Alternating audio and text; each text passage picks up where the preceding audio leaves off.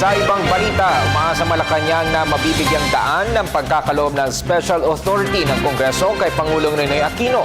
Ito'y para tugunan ang nakaambang power crisis sa susunod na taon. Ayon kay Presidential Spokesperson Edwin Lacerda, tiwala ang ehekutibo na magdedesisyon ng Senado na naaayon sa pambansang interes.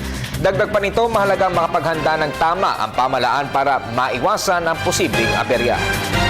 Again, the most expensive power is no power. If there's no power, it affects the economy, it affects the convenience of the consumers.